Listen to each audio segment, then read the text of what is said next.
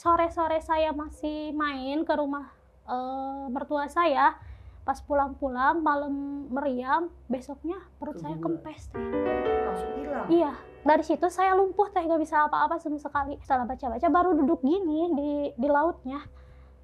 Di situ ombak karya dari kiri kanan saya digulung, saya pokoknya saya sampai tenggelam tuh. Tapi di situ masya Allah ya, saya lari karya. Bisa jalan? Bisa jalan, dari saya yang nggak bisa jalan bisa lari. Dia masuk itu kamu berasa bangun apa gimana pas? Jadi perut saya langsung Gede? ada lagi ya. Kamu gede. nggak ada rasa sakit? Nggak ada. Terus ke bidan lagi kan sama suami saya. Dari situ bidannya, masya Allah, alhamdulillah masih rezeki katanya gitu. Habis itu ternyata perut saya kempes lagi teh.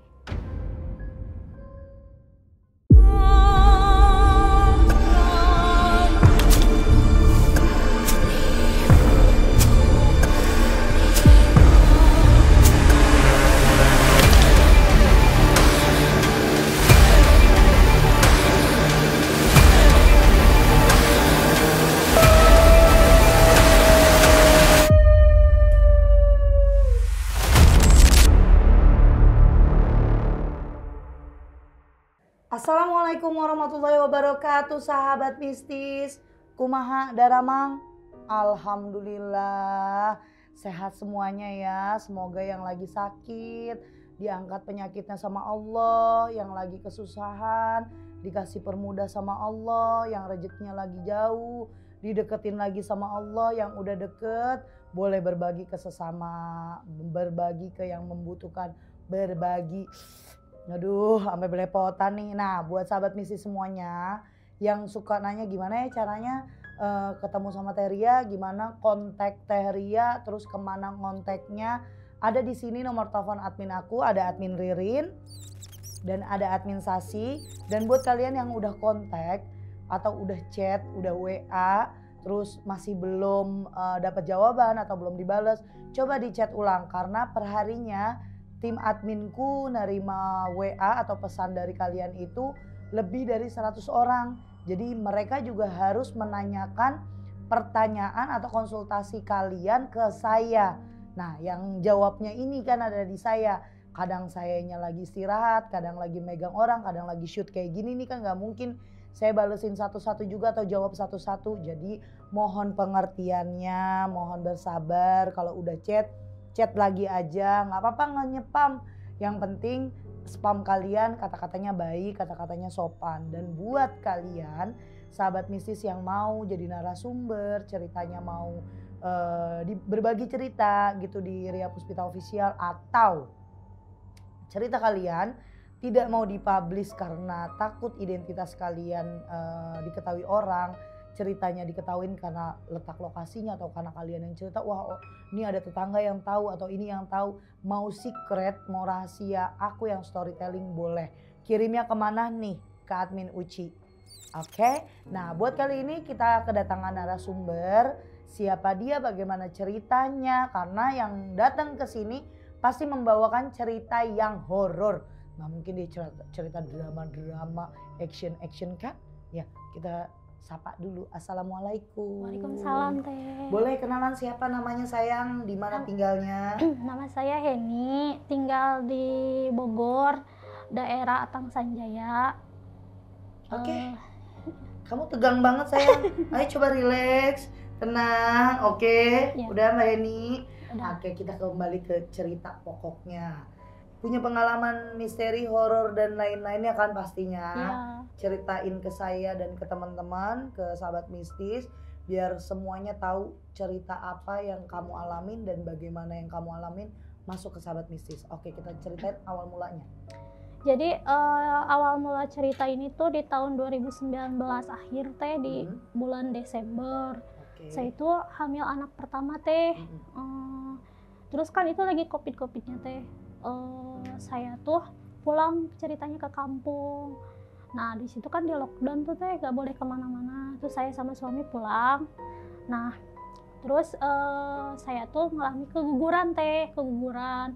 Terus saya dibawa ke rumah sakit. ke rumah sakit. Itu tuh anehnya tuh kegugurannya tuh gini teh. Jadi sore-sore saya masih main ke rumah mertua saya. Pas pulang-pulang malam meriam, besoknya perut saya kempes teh. Langsung hilang? Iya. Ada darahnya nggak? Enggak, justru itu enggak. Nah, yang anehnya itu enggak. Nah, terus dari situ saya lumpuh teh, nggak bisa apa-apa sama sekali. Jangankan buat ngelirik gitu teh, buat ngelirik gini, ngelirik gitu susah teh, cuman kedip mata gitu. Nah, terus saya dibawalah ke rumah sakit. Tapi yang anehnya kata pihak rumah sakit tuh, ya saya keguguran, cuman katanya darahnya itu nggak keluar, jadi naik ke atas, jadi menyumbat ke sendi tangan, kaki, semuanya gitu katanya. Nah, ceritanya saya dirawat tuh 10 hari di situ. Nah, ibu saya tuh panik, mama saya tuh panik gitu. Nah, mama saya itu minta tolong lah ke saudaranya, bilang katanya gini, tolong dong A, katanya kan kakaknya kan, tolong dong A, katanya anak saya lumpuh, gak bisa apa-apa, tahu-tahu gini, katanya gitu. Terus kata saudaranya, wah ini mah ada yang ngerjain gitu. Ya coba katanya bawa tuh ke Cipatujah katanya. Jadi saya suruh ritual tuh Kak di situ. Di Cipatujah saya selama 40 hari 40 malam gak boleh ketemu sama suami saya. Tapi sendirian atau di situ? Sama kakak. Kebetulan kakak saya orang situ. Jadi kakak saya yang pertama tuh nikahnya sama orang situ gitu. Nah, saya tuh suruh mandi di goanya 3 kali. Terus di pantai selatannya 3 kali. Nah, setelah itu saya belum bisa apa-apa teh, cuman bisa jalan selangkah 2 langkah. Oh, tapi udah nggak lumpuh kayak kemarin kan? Itu tuh diterapi dulu saya, diterapi dulu. Setelah pulang dari rumah sakit udah dibersihin, udah di apa gitu semuanya sama dokternya, sudah disuruh pulang. Nah, saya tuh malamnya tuh dari rumah sakit gak bisa tidur. Nah, terus dibawalah ke kaki Gunung Galunggung tuh Bu, dipijit gitu. Alhamdulillah tuh bisa jalan, cuman 1 kali 2 kali gitu. Jadi nggak yang cepet kayak sekarang. Nggak cepet kayak sekarang. Nah, dari situ karena ibu saya, aduh kenapa nih anak jadi gini kan, terus kepikiran yang kata kakaknya itu, katanya saya ada yang jahilin gitu. Nah, saya disuruh mandi tuh saya ke sana ke Cipatujah 3 kali kan mandi karya.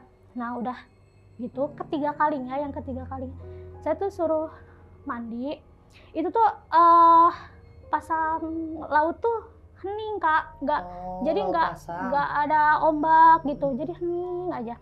Nah, saya mandi di situ sama kakak saya yang perempuan. Nah, sambil baca-baca yang dikasih sama sama kakaknya itu saya. Nah, saya baca-baca. Setelah baca-baca baru duduk gini di lautnya.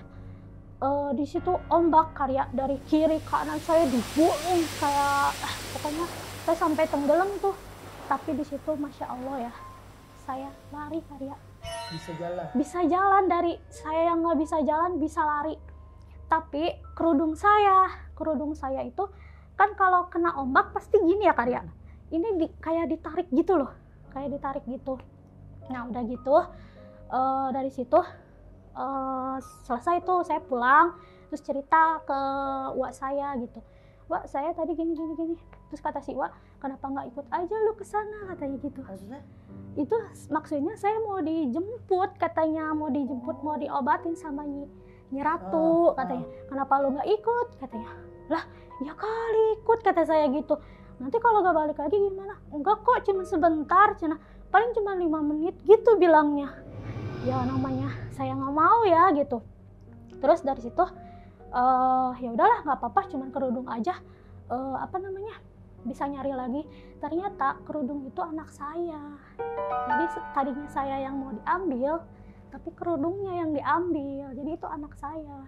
Yang di dalam perut itu? Iya, yang di dalam perut itu anak saya. Jadi akhirnya saya udah 4 kali hamil Teria, tapi saya selalu nggak ada. Sampai sekarang. Nggak adanya selalu nggak ada darahnya? Yang kedua. Nah, setelah kejadian yang di rumah sakit itu, 4 bulan kemudian saya hamil lagi karya. Ya, hamil lagi. 2 minggu lagi mau lahiran Karya, kata suami saya gini, pulang yuk katanya, nanti kamu lahiran mau sama siapa di sini katanya, aku kerja katanya gitu. Terus saya pulang tuh. Nah pas pulang malamnya itu saya meriang lagi yang kayak pertama. Awal. Iya, meriang lagi Karya. Dah dari meriang situ perut saya kempes langsung, nggak ada. Darahnya ada? Nggak ada. Jadi kempes langsung. Nah dari situ kata mertua saya gini, udah katanya itu aja, katanya berobat aja, katanya takutnya kenapa-napa gitu. Belum enggak tuh. Pergi ke bidan, sampai bidannya itu perut saya digigit-gigit terus aja dicek sama dia. Soalnya dia aneh katanya, teh ini udah kedua kalinya loh teteh kayak gini, cobain dong berobat katanya, kenapa bisa gini. Saya senyum aja, soalnya saya juga bingung maksudnya mau gimana gitu ya teh. Nah terus dari situ saya saya lagi lah cerita ya ke kakaknya si mama itu, wah bayi saya nggak ada lagi kata saya gitu. Terus kata dia, ya udah kita ke kakek aja. Jadi saya punya kakek tuh di kaki Gunung Galunggung, tapi bukan kakek asli, jadi kakek adiknya kakek saya gitu. Nah ke kakek saya cerita, kakek saya marah di situ. Marahnya? Gini, lu hamil ngapain kemarin ke Cipatujah, lu sama aja ngasih anak dong. Suruh siapa lu ke situ katanya gitu. Suruh si Uwa kata saya gitu kan. Lah Uwa lu mah itu mah katanya mau itu, katanya mau dia kaya katanya, kenapa numbalin anak lu katanya, lu ngomong aja kenapa kagak dibawa ke sini katanya gitu. Dari situ saya belum iya belum ngeh, cuman masa sih gitu kan, masa sih.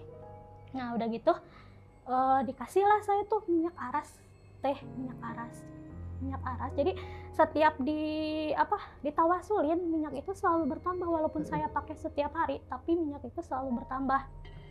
Nah terus dikasih minyak itu, ini buat penangkalnya, mudah-mudahan bayi lu balik lagi katanya gitu. Alhamdulillah teh, iya balik lagi yang 8 bulan itu. Udah seminggu dari kakek itu. Terus kan saya ituin udahnya gitu kan, dihalusin. Bener itu si perut saya ada lagi. Terus saya ke dokter lagi, ke bidan lagi kan. Dulu pas ngerasa dia masuk itu kamu berasa bangun apa gimana pas? Jadi perut saya langsung gede. Ada lagi ya. Kamu nggak ada rasa sakit? Nggak ada. Terus saya dibawa tuh ke itu ke bidan lagi kan sama suami saya. Dari situ bidannya, Masya Allah, Alhamdulillah masih rezeki katanya gitu.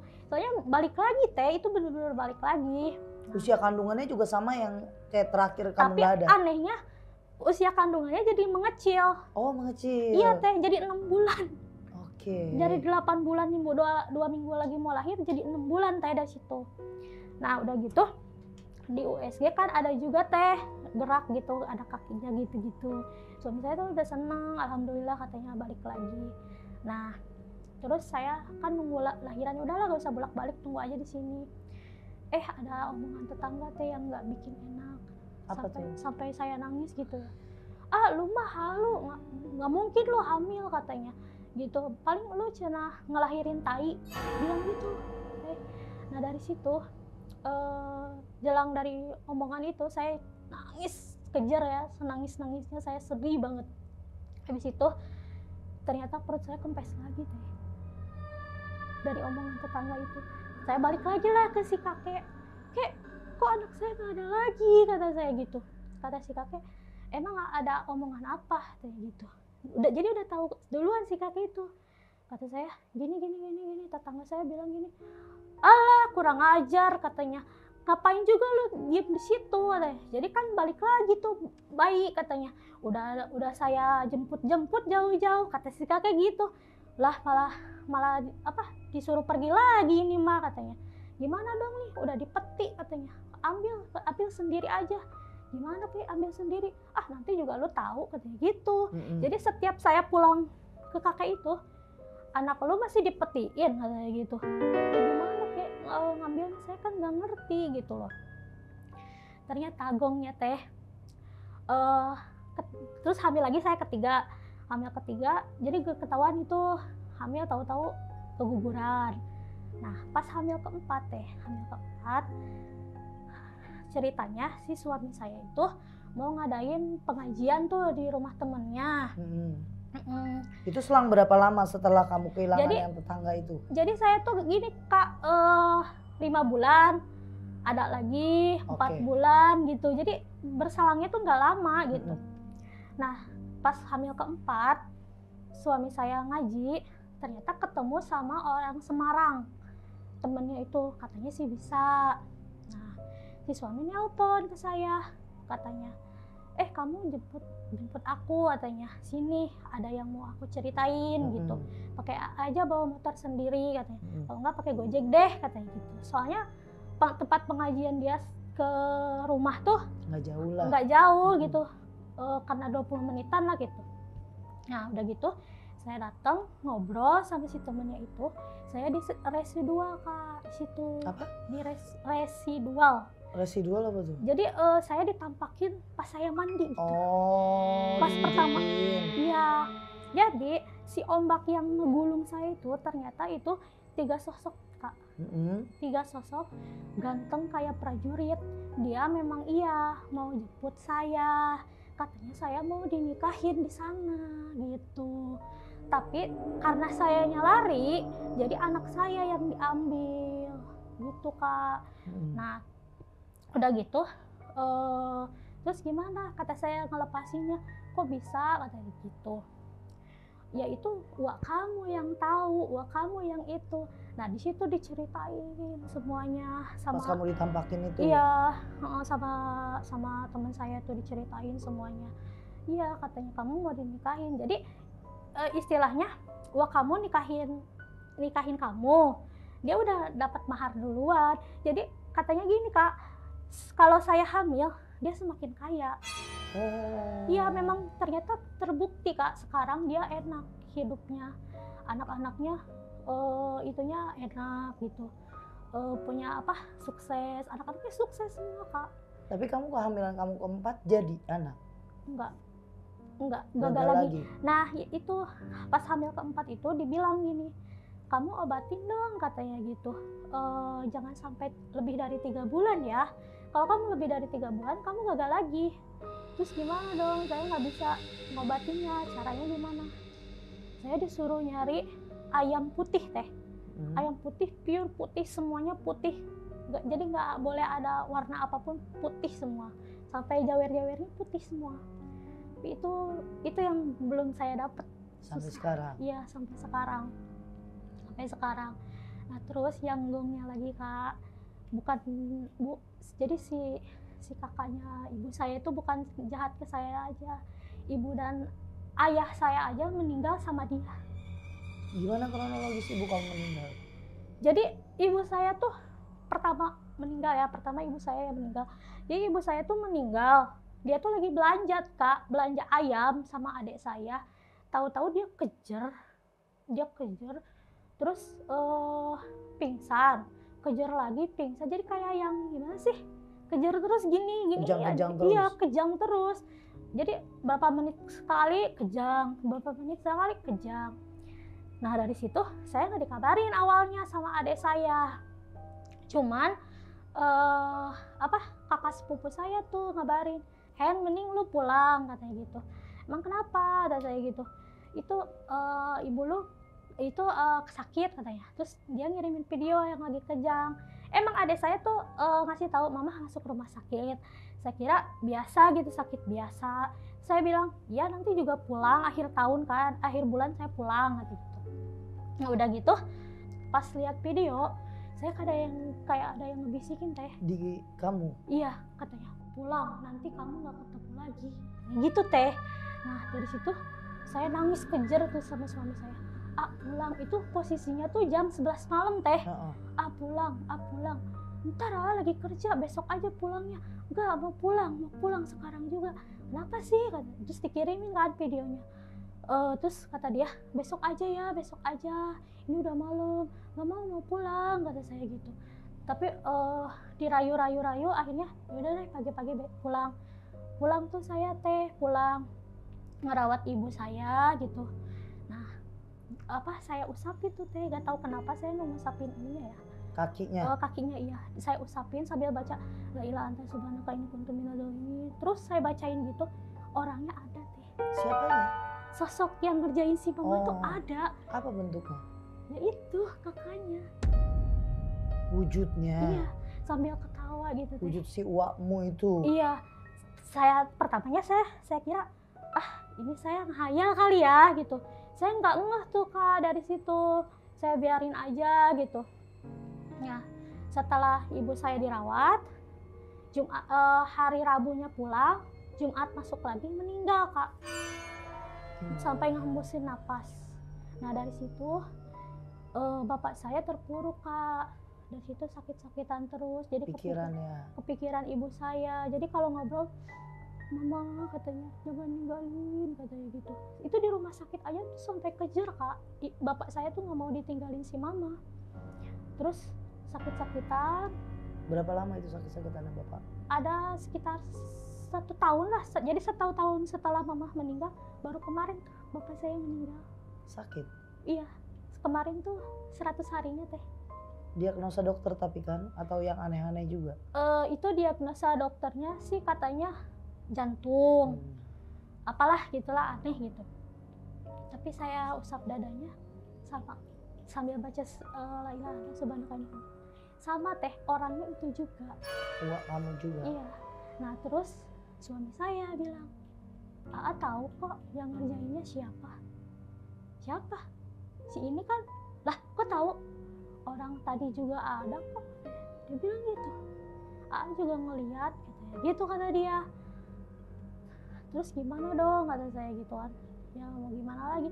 Jadi sebenarnya teh awalnya saya tuh nggak mau ceritain ini. Cuman ya saya tuh gimana ya, kok udah keterlaluan banget gitu. Dan gongnya teh setelah kedua orang tua saya meninggal, semua harta orang tua saya diambil dia. Dan kamu nggak bisa apa-apa? Nggak bisa apa-apa. Dia bilangnya gini, siapa lo? Lo kan cuma cucu.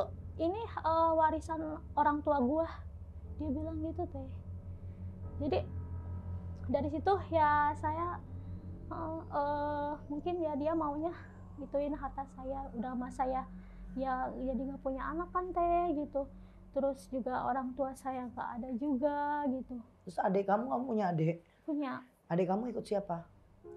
Jadi adik saya yang 2 di Tasik, yang 1 di sini. Kalau yang di sini sama kamu? Ya, yang 2 di Tasik kuliah teh. Jadi bapak saya orang sini teh, orang sini asli. Kalau mama saya orang sana. Terus akhirnya pengorbanan kamu sudah tidak punya anak. Setelah itu kamu coba lagi untuk promil? Oh iya teh, yang mau dinikahin sama saya itu sampai sekarang tuh masih itu teh ngegoda. Jadi ngegodanya tuh gini, saya sering berantem sama suami saya. Jadi dikit-dikit salah dikit kayak misalkan jadi berantemnya jadi gimana gitu. Berantem sampai suami saya dicilakain. Jadi dia tuh memang gimana sih, udah gue kasih gitu yang lu mau, tapi kenapa gue gak jadi nikah sama dia gitu teh. Nah kalau itu memang atas dijodohin sama uak kamu kan? Iya, bukan kamu pacaran kan? Justru itu saya nggak tahu teh, nggak tahu. Jadi taunya kebukanya setelah saya di residual itu ya. Jadi yang pas hamil keempat baru diceritain semuanya. Jadi jahatnya uak saya gitu. Dan uak kamu kolaborasi juga? Kolaborasi gimana? Ibaratnya gini, kerjasama sama si cowok yang mau nikahin kamu atau enggak? Emang itu niat uak kamu aja? Iya, kerjasama? Iya, gitu. Jadi dari si makhluk ini yang mau nikahin saya tuh ya minta itu, ya itu tumbangnya anak saya kan. Tapi dia nggak mau itu aja, dia tetap mau sama saya juga gitu. Pas saya tahu suami saya jadi ngalah, jadi sekarang lebih ngalah. Jadi ya gitulah teh. Udah punya anak belum kalau sekarang? Belum juga. Oke. Jadi Mbak Heni ini punya ibunya ini punya kakak yang disebut uaknya Mbak Heni. Uaknya Mbak Heni ini ada niat buat menikahkan Mbak Heni dengan makhluk astral atau siluman atau jin yang nantinya buat memperkaya si uaknya dia. Ternyata Mbak Heni kan gak tahu nih triknya kayak gimana sih, caranya gimana kok sampai bisa nikah? Yaitu Mbak Heni dibawa ke satu kampung, dimandikan ke laut, niatnya diserahkan untuk dikawinkan karena pada saat itu Mbak Heni sakit, nggak bisa jalan. Untuk menambah kekayaan si uaknya ini, uaknya meminta untuk Mbak Heni disembuhkan sama dia lewat dia. Padahal ada rencana di balik rencana. Apa rencananya teh? Jadi uaknya ini ngeliat kan dia lagi kepepet sakit, lumpuh ya Mbak Heni saat itu. Dia bilang lah nih ada buat pengobatan, harus mandi di pantai ya. Dibawalah Mbak Heni ke pantai itu. Saat di pantai ombak ngegulung dia. Beruntungnya Allah itu maha baik sama Mbak Heni. Mbak Heni dibuat malah sembuh. Bener nggak? Dibuat sembuh. Yang tadinya lumpuh, yang baru bisa jalan karena baru belajar alternatif buat jalan, terapi-terapi jalan. Dia bisa lari untuk menghalau badan dia biar nggak kelelep atau ketarik sama ombak. Dia lari, tapi yang dia ingat, yang Mbak Heni ingat, kerudungnya itu lepas. Kayak ada yang narik. Nah ternyata setelah beberapa waktu sudah kejadian itu berlalu, Mbak Heni datanglah soan ke tempat adiknya nenek dari Mbak Heni atau kita bilang juga kakeknya beliau. Orang bisa juga di kaki gunung Galunggung mengutarakan kalau niat lu Hen datang ke kampung itu terus mandi di laut bukan penyembuhan tapi memperkaya uak lu karena ada penumbalan. Dan di saat dia lagi sakit, ada kejadian-kejadian tiba-tiba Mbak Heni mengalami residual atau pengalaman astral project, dia bisa melihat apa kejadian di luar alam kita. Nah saat ngelihat itu dia ketemu dengan laki-laki, diceritakanlah kalau di pantai itu kenapa ada tiba-tiba dari yang tenang pantai ngegulung dia itu mau narik dia untuk acara perkawinan di alam sana, di alam lain. Nah karena Mbak Heninya tidak mau akhirnya kerudungnya ditarik. Kerudung itu ditarik simbol bahwa anaknya dia, anaknya Mbak Heni. Makanya Mbak Heni keguguran dan itu berskala lanjut. Sampai akhirnya pernikahan Mbak Heni keacak-acak nih, diacak-acak karena si makhluknya ini ternyata bukan hanya menginginkan anaknya atau menginginkan si Mbak Heni, tapi emang menginginkan untuk hancur biar Mbak Heninya mau untuk dinikahkan secara goib. Bukan begitu? Iya begitu. Nah, rumit sekali hidupmu. Iya. Tapi untuk pembahasan ini, saat kakekmu bilang anakmu dipeti, sampai sekarang kamu tidak tahu maksudnya apa? Belum tahu teh. Jadi setiap saya pulang ke sana pun, kenapa sih anak lu dipetiin terus? Ambillah katanya. Gimana kayak ngambilnya saya bingung. Ah itu mah kamu bisa sendiri katanya gitu. Saya bingung teh di situ bisa sendirinya tuh gimana gitu. Saya juga bingung. Oke, aku bantu kisi-kisinya ya. Satu, kamu sudah lepaskan dari tetangga kamu yang kurang baik, dari uak kamu sudah pindah? Sudah. Sudah pindah jauh dari mereka? Iya. Masih ada kontak-kontakan atau ketemu? Kalau kemarin sih masih kontak-kontakan karena soal warisan itu ya teh. Kalau sekarang karena saya udah tahu semuanya, saya sakit hati, saya sudah blok semua. Oke. Akses ke dia sudah saya blok semua. Saya udah coba mengikhlaskan Nah semuanya. harus itu peti utamanya. Peti itu bukan berarti cuma mati, tapi peti itu kematian. Kenapa lo bisa ngambil anak lo itu dari kematian? Kematian itu bukan berarti lo besok mati, bahasanya gitu. Tapi kematian hidup yang mati. Kamu kemarin hidup dengan orang-orang yang ingin kamu mati. Mati rezeki, mati kebahagiaan, mati ya segala-galanya. Karena hidup kamu terlalu terpuruk di sana. Apa sih yang ngebangkitin rasa kematian itu? Mati hati. Kayak kita contohnya sedih terus. Kita kayaknya marah terus. Kayaknya kita pikiran kita tuh kosong. Terus pikiran kita malah gelisah. Ikhlas. Apalagi kita ngeributin warisan. Kagak berkah. Kalau memang kita satu keluarga punya warisan terus jadi perang saudara, mendingan kita ngalah. Karena kita ngalah bukan berarti itu kan ada hak. Ya kita tahu, tapi mungkin Allah ngasihnya haknya di tempat lain. hak kitanya nih, dikasihnya tempat lain yang harusnya kita di tempat lain. Contoh kamu dapetin rumah harusnya suami kamu mampunya 500 juta. Tapi sama Allah haknya ditambahin. Jadi suami kamu malah mampu beli harga yang 1 miliar.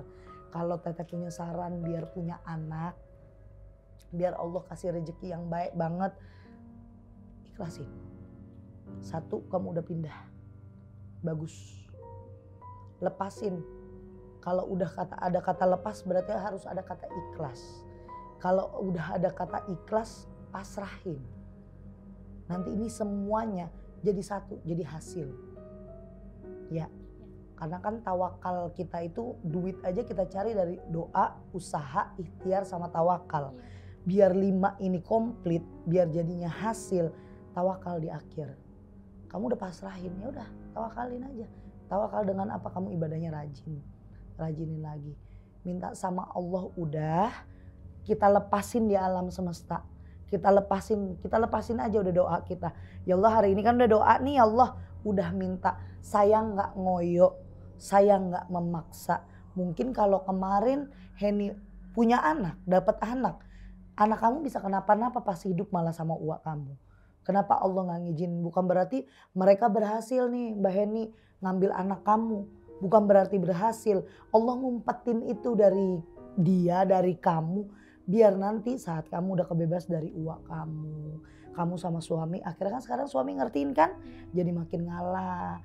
Terus saya tanya mulai kapan Mbak Heni bercadar. Kamu bilang apa? Lagi belajar teh. Berarti kan agama kamu makin dimantepin lagi nih. Insya Allah peti itu akan kebuka. Anak kamu dalam peti. Berarti anak kamu ada di sana lagi dipersiapkan sama Allah. Masih mati dia, belum ditiupin ruhnya. Berarti kan akan. Sekarang pikiran kamu buang dari yang jauh-jauh. Ya, goib itu kan gak kelihatan. Tapi goib itu ada di 2 tempat. Ada di kepala sama di hati. Kalau kepala kita udah isinya yang kagak bener-bener, udah kagak ada baik-baiknya, mikirin dia begitu, dia begitu, dia begitu. Otomatis hati kita ikut kotor. Kalau dua-duanya kotor, kasihan anak kamunya. Ya, jadi kalau kakek kamu ngomong kenapa gak diambil, ya karena kamu belum ikhlas. Jawabannya cuma satu. Heni ikhlasin dulu, Heni minta sama Allah lagi, sholat malamnya dibagusin lagi, ikhlasin mamamu, ikhlasin bapakmu, ikhlasin kemarin keadaanmu hancur-hancuran, semuanya mau warisan itu ikhlasin. Saya yakin Heni sama suami bisa jauh lebih baik lagi. Oke. Mantep. Mantap. Udah mantep di hati ikhlas. Udah ikhlas. Biar punya anak lagi. Nanti kalau memang hamil dijaganya rajin tawasul, rajin wiridan. Kasih tahu saya. Nanti saya kasih hadiah pas mau lahiran.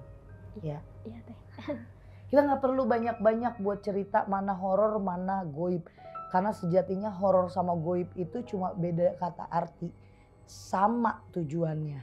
Hantu, jin, setan, iblis. Sama kayak kamu.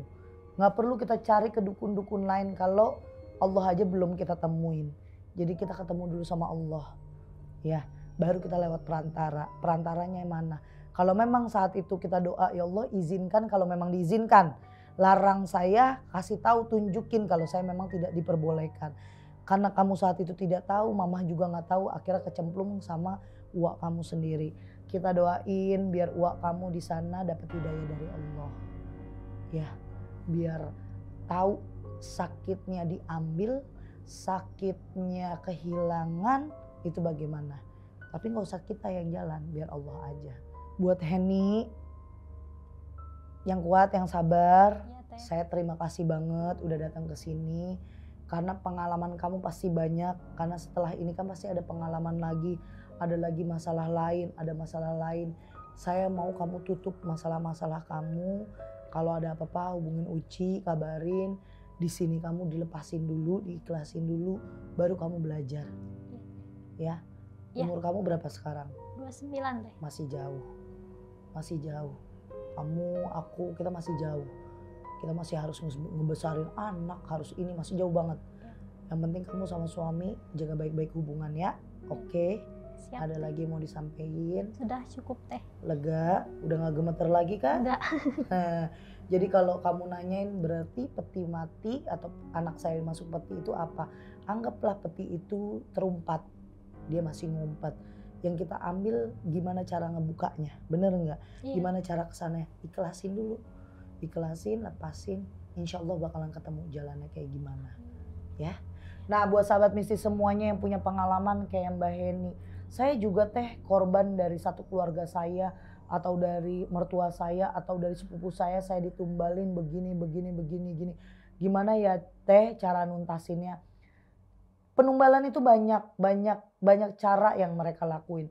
Ada penumbalan yang 7 turunan, ada penumbalan untuk dia kaya, ada penumbalan untuk tahtanya dia, atau dia di suatu perusahaan atau di suatu tempat itu dia tetap dituakan, tetap dipakai kinerjanya padahal udah tua, atau masih tetap berwibawa, itu beda-beda. Jadi kalau untuk case-nya yang sama persis sama Heni, lebih baik setelah kalian tahu tidak membaik atau ada rasa di pikiran, kok gue habis minum ini malah nggak membaik ya, di stop dulu. Banyakin zikir aja dulu, banyakin tawasulan. Yang nggak ngerti punya kiai atau punya temen yang punya kiai, tanya caranya tawasulan kayak gimana, caranya zikir yang baik gimana. Nggak apa-apa, sharing untuk yang baik-baik aja. Nah kalau misalnya beneran teh, ini saya sampai bingung udah kesana kemari, nah boleh hubungin admin saya, ada admin Ririn, ada admin Sasi. Nanti kalian chat mereka, kalau belum dibalas sama mereka terlalu slow respon, di chat lagi aja karena mau konsultasi atau mau penanganan atau mau ngundang, boleh. Nah buat sahabat mistis semuanya, sekali lagi terima kasih yang sudah support Ria Puspita Official. Semoga apapun yang ada di sini, yang baik-baiknya diambil aja hikmahnya, yang buruk-buruk dibuang jauh-jauh. Dikasih keberkahan, dikasih kesehatan untuk kita semuanya, biar bisa terus aku kasih kalian suguhan video yang menarik, mengedukasi, bermanfaat, terus mengurangilah di hati bebannya, bener nggak? Biar curhat. Kan kalau di dalam sini mah kita cuma begini doang orangnya, bener nggak ya?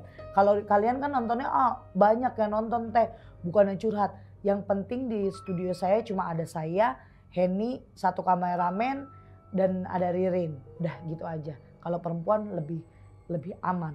Oke, terima kasih buat semuanya sahabat mistis, sehat selalu dan assalamualaikum warahmatullahi wabarakatuh.